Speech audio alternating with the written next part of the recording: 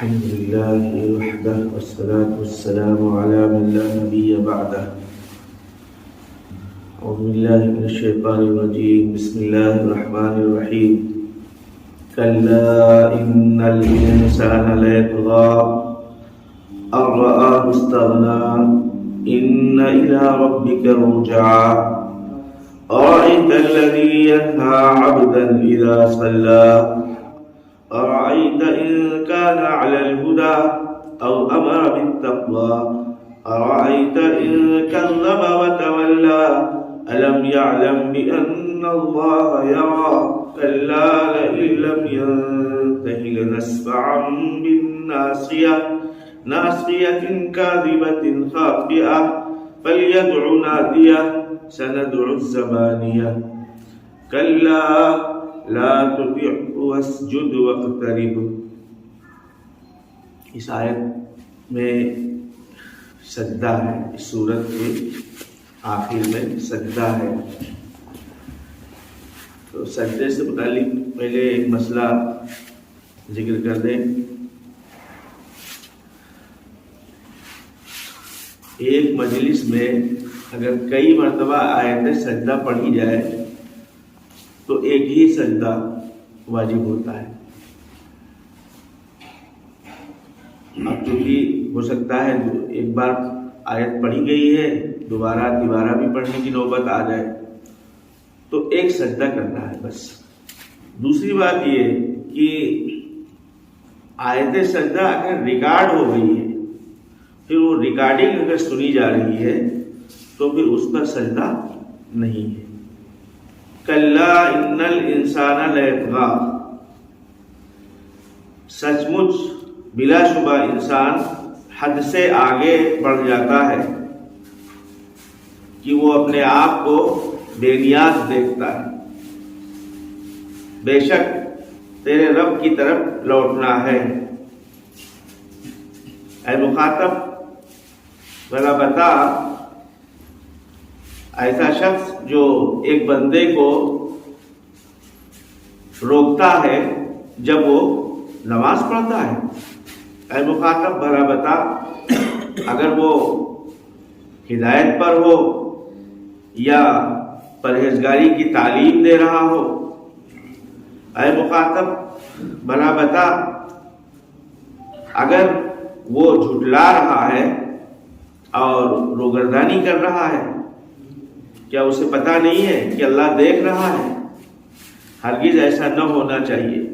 اگر وہ باز نہیں آیا تو ہم اس کی خطا کار جھوٹی پیشانی کے بالوں کو پکڑ کر گھسیٹیں گے تو اسے اپنی مجلس والوں کو بلا لینا چاہیے.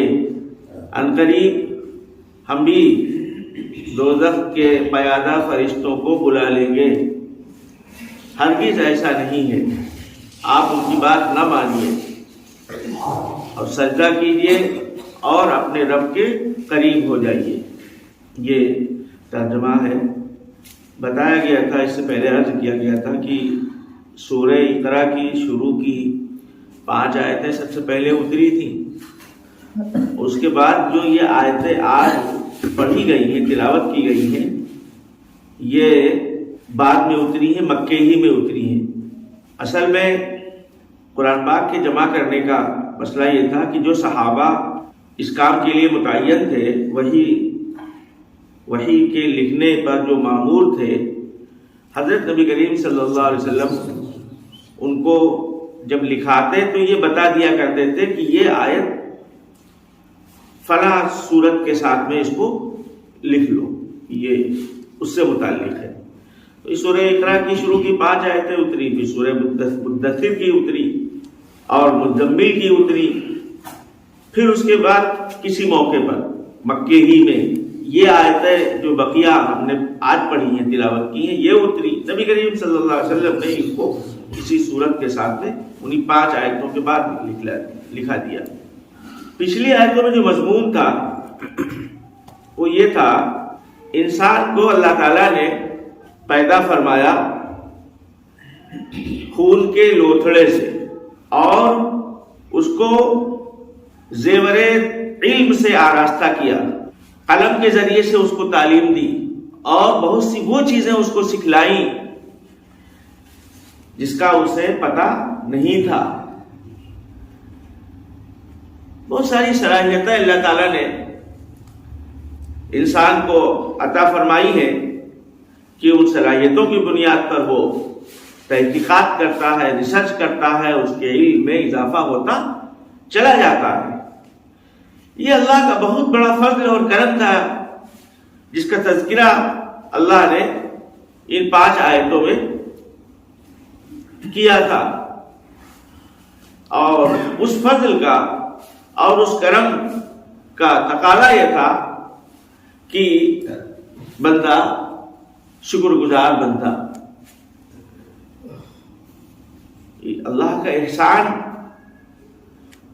اللہ کا فضل ہوا تو بندے کا یہ فرض بنتا ہے کہ اس کے بدلے میں یہ اللہ کا وفادار بندہ بن کر کے اللہ کی نعمتوں کا شکریہ ادا کرتا کہ اللہ تعالیٰ نے ہمیں ناپاک قطرے تھے، پھر اس کو اللہ نے مضغہ بنایا، خون کا لوتھڑا بنایا اور علقہ بنایا، اور پھر ہڈیاں اس پر چڑھائی، اور ایک پوری ترتیب کے ساتھ سب سے بہترین سانچے میں ڈھال دیا اور اشرف المخلوقات بنایا۔ اتنی خوبصورت تصویر اللہ تعالیٰ نے انسان کی بنائی ہے، کسی اور مخلوق کی نہیں بنائی۔ ظاہری اعتبار سے نوازا اور باطنی اعتبار سے نوازا کہ اس کو عقل اور شعور اور سمجھ ایسی عطا فرمائی کہ دوسری مخلوقات اس سے محروم ہیں۔ تو اس احسان کی شکر گزاری کا یہ تقاضا تھا کہ یہ اللہ کا فرما بردار بندہ بن کر کے زندگی گزارتا، لیکن معاملہ کیا ہے کہ یہ ناشکرا ہو گیا، اور اس ناشکری میں یہ حد سے آگے بڑھ گیا۔ صلاح، ہنرمندی، علم سے اللہ نے اگر نوازا، یا اسی طریقے سے دوسری نعمتیں بھی اللہ تعالیٰ کی ہیں، دولت کو لے لیجئے، اولاد کی نعمت سے اللہ نے نوازا، یعنی یہ اپنے آپ کو جب یہ کسی لائق سمجھ لیتا ہے کہ ہم کسی لائق ہو گئے، اب ہم کسی کے محتاج نہیں ہو گئے، نہیں رہ گئے، تو یہ اکڑنا شروع کر دیتا ہے، حد سے آگے بڑھنے لگتا ہے اور اللہ کو بھول جاتا ہے، اللہ کا باغی اور سرکش ہو جاتا ہے۔ کلا ان الانسان لیطغی، سچ مچ بلا شبہ انسان حد سے آگے بڑھا جا رہا ہے۔ کب ان رآہ استغنا، کہ وہ اپنے آپ کو اس نے بے نیاز پایا، یعنی کسی لائق اپنے آپ کو محسوس کیا، ہم کسی کے محتاج نہیں، ہمارے پاس حسن ہے، ہمارے پاس دولت ہے، یا ہمارے پاس علم ہے، ہمارے پاس ہنر ہے، تو بجائے اس کے اس احسان کے دباؤ میں یہ جھکتا، یہ اور زیادہ سینہ تاننے لگا، اکڑنے لگا، اور الٹے اللہ کا نافرمان ہو گیا اور اللہ اور اس کے رسول سے بغاوت کرنے لگا۔ اللہ تعالیٰ پھر آگے فرماتے ہیں کہ اس بات کو یاد رکھنا چاہیے کہ تجھ کو پھر ایک دن ہمارے پاس لوٹ کر کے آنا ہے۔ اِنَّ إِلَىٰ رَبِّكَ الرُّجْعَىٰ، بے شک اپنے رب کی طرف لوٹنا ہے۔ تو پھر اس وقت پتہ چلے گا، ہم ایک ایک عمل کا حساب لیں گے، اور ایک ایک جرم کی جہاں ہم اچھے اعمال کا انعام دینا جانتے ہیں، وہاں ہم برے اعمال کی سزا دینا بھی جانتے ہیں۔ اسی طرح کا ایک سرکش اور متکبر بندہ جس کا نام تھا ابو جہل، اس سے متعلق ایک مضمون ان آیات میں آ رہا ہے۔ اَرَأَيْتَ الَّذِي يَنْهَىٰ عَبْدًا إِذَا صَلَّىٰ، برائے مخاطب بلا تو بتا ایسے شخص کے بارے میں جو ایک بندے کو نماز پڑھنے سے روکتا ہے۔ یہ اشارہ ابو جہل کی طرف ہے۔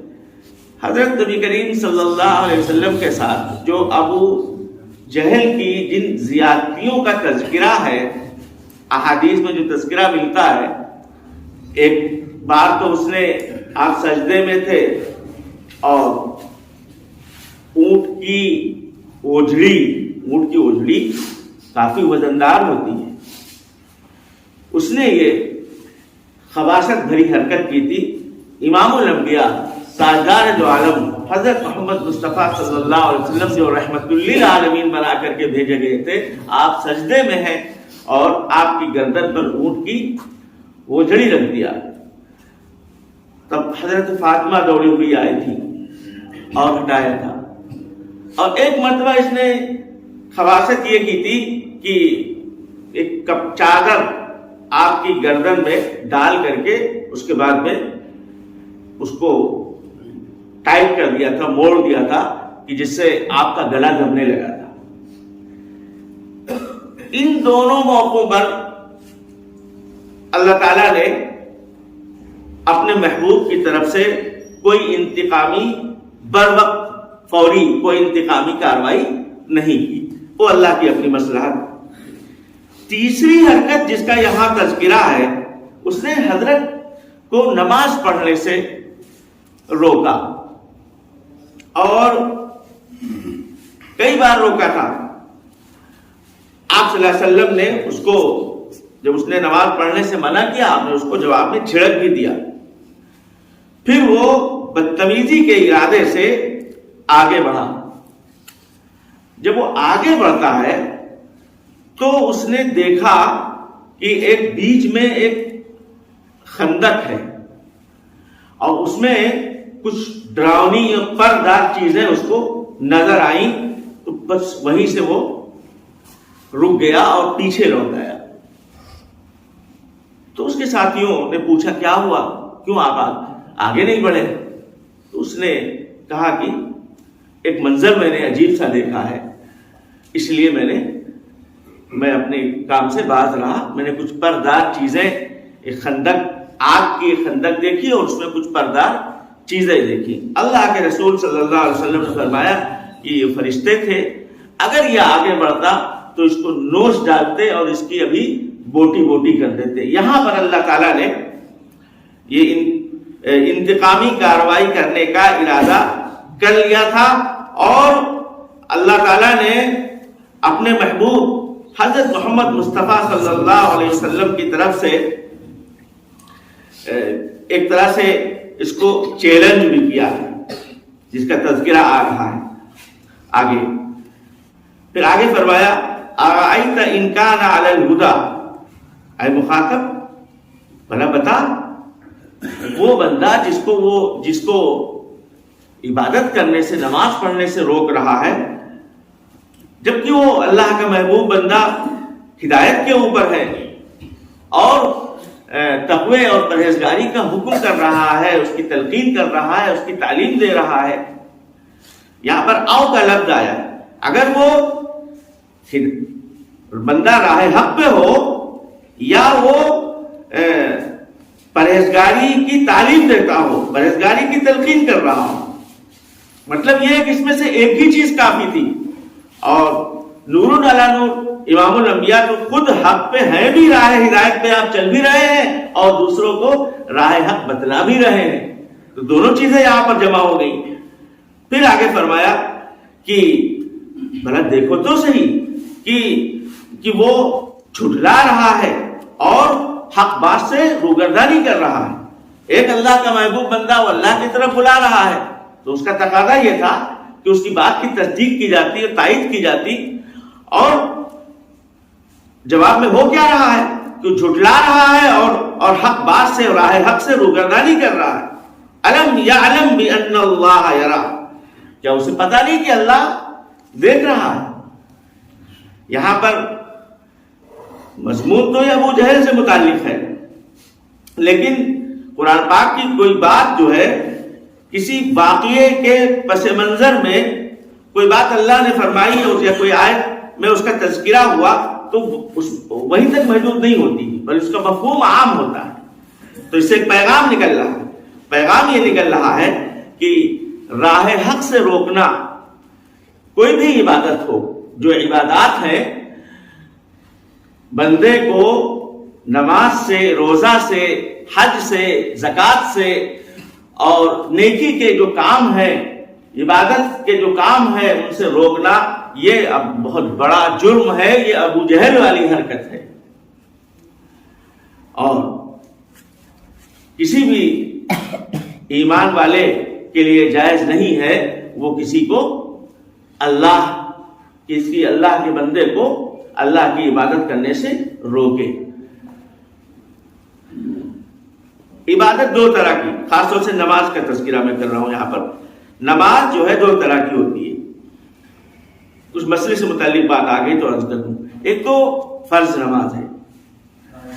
فرض نماز تو کسی بھی حال میں معاف نہیں ہے اور اس سے روکا نہیں جا سکتا. ایک ہے نوافل کا معاملہ. اب اگر شوہر ہے اور اسے بیوی کی ضرورت ہے، اب بیوی نوافل میں مشغول ہے، تو یہاں پر شوہر کو شریعت نے اجازت دی ہے کہ وہ اس کو نماز سے روک سکتا ہے. کوئی ملازم ہے، آقا سے، مالک سے اجازت لے کر کے مسجد گیا نماز پڑھنے کے لیے.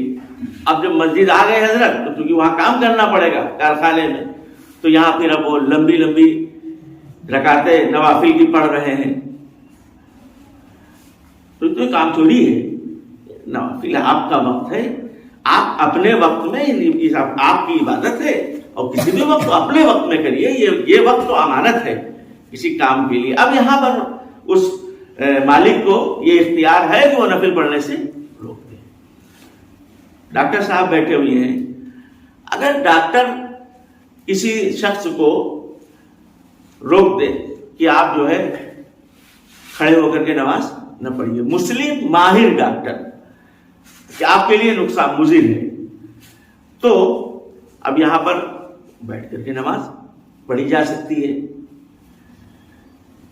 تو یہ کچھ مواقع ہیں جہاں مسئلے کی روح سے گنجائش ہے بس، ورنہ کسی کے لیے جائز نہیں ہے کہ کسی بندے کو نماز سے روکے. ارأیت الذی ینہی عبدا اذا صلی، ارأیت ان کان علی الہدی او امر بالتقوی، ارأیت ان کذب وتولی، الم یعلم بان اللہ یری.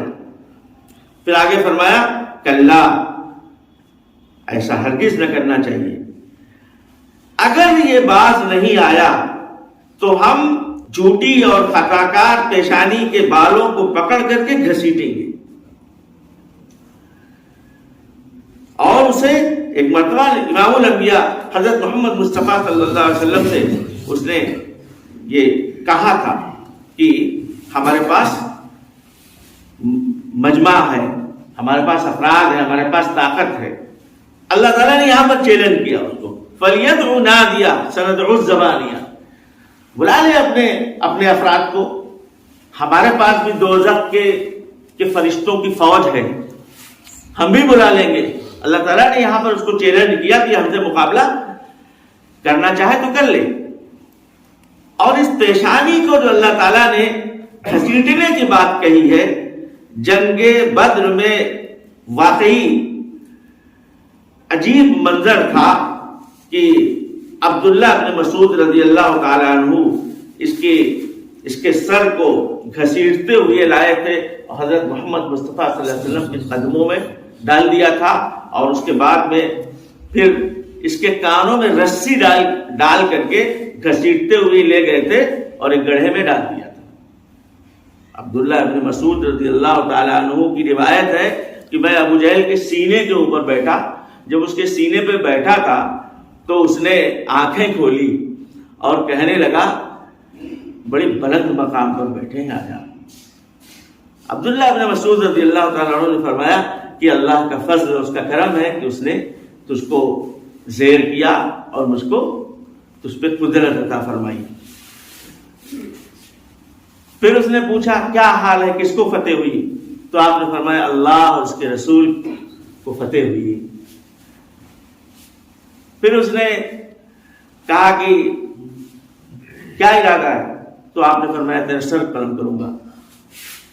تو اس نے اپنی تلوار کی طرف اشارہ کیا اور کہا اس سے قلم کریے، بہت تیز ہے اور اس سے آپ کا کام جلدی ہو جائے گا۔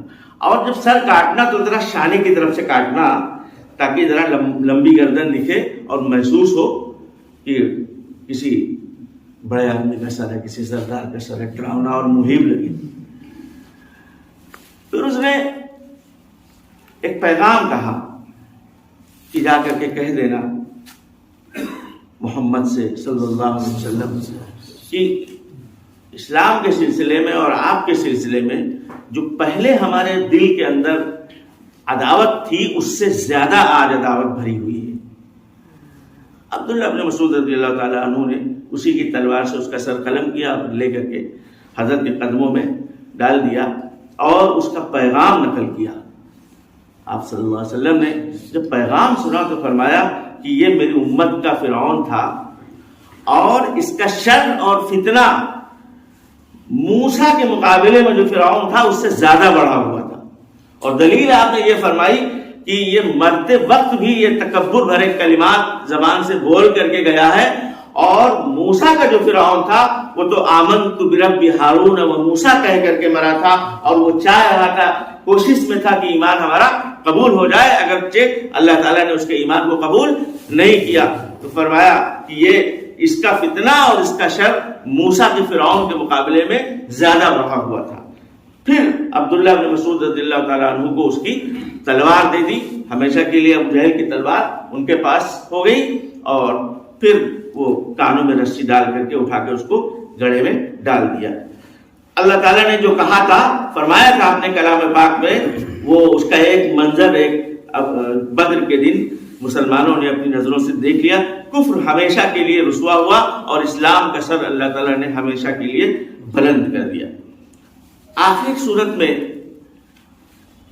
اللہ تعالیٰ نے فرمایا کہ اے پیغمبر اس کی باتوں میں آپ ہرگز نہ آئیے، آپ اپنا کام کریے اور آپ اللہ کے سامنے سجدہ ریز ہوئیے، اور سجدے سے، نماز سے اللہ کی قربت حاصل ہوتی ہے۔ اور حدیث کے اندر بھی آیا ہے کہ بندہ سب سے زیادہ اللہ کے قریب اس وقت ہوتا ہے جب اس کا سر سجدے میں ہوتا ہے۔ اور ایک حدیث میں یہ بھی ہے کہ سجدے میں اللہ تعالیٰ سے دعائیں کیا کرو۔ تو یہاں پر ایک بات عرض کر دیں، سجدہ ایک تو ہوتا ہے فرض نماز کا، تو فرض نماز کا جو سجدہ ہے اس میں تو تسبیح پڑھی جائے گی، سبحان ربی الاعلیٰ ہی۔ لیکن جو نفل نمازوں کا سجدہ ہے اس میں آپ دعا کر سکتے ہو، لیکن دعا عربی میں، نماز چونکہ نماز ہے نا، تو رب اغفر ورحم وانت خیر الراحمین، ایسی جامع دعائیں، ربنا ظلمنا انفسنا وان لم تغفر لنا وترحمنا لنكونن من الخاسرین، اس طرح کی دعائیں، استغفار اور جامع دعائیں جو حدیث میں منقول ہیں، قرآن میں منقول ہیں، وہ دعائیں۔ اللہم انی اسألک ما سألک منہ نبیک محمد صلی اللہ علیہ وسلم، اعوذ بک من شر ما استعاذک منہ نبیک محمد صلی اللہ علیہ وسلم۔ شاید اس سے جامع کوئی دعا نہ ہو۔ اے اللہ، میں وہ سب کچھ مانگتا ہوں جو تیرے محبوب نے تجھ سے مانگا، اور ان تمام چیزوں سے پناہ چاہتا ہوں جس سے تیرے نبی صلی اللہ علیہ وسلم نے پناہ چاہیے۔ سجدے میں چونکہ اللہ بندے کے بہت قریب ہوتا ہے، اس لیے نفل نمازوں کے سجدوں میں پڑھ کر کے پیشانی رگڑ کے اللہ کے دربار میں اس کے بعد استغفار کرنا چاہیے، دعا کرنا چاہیے۔ اللہ تعالیٰ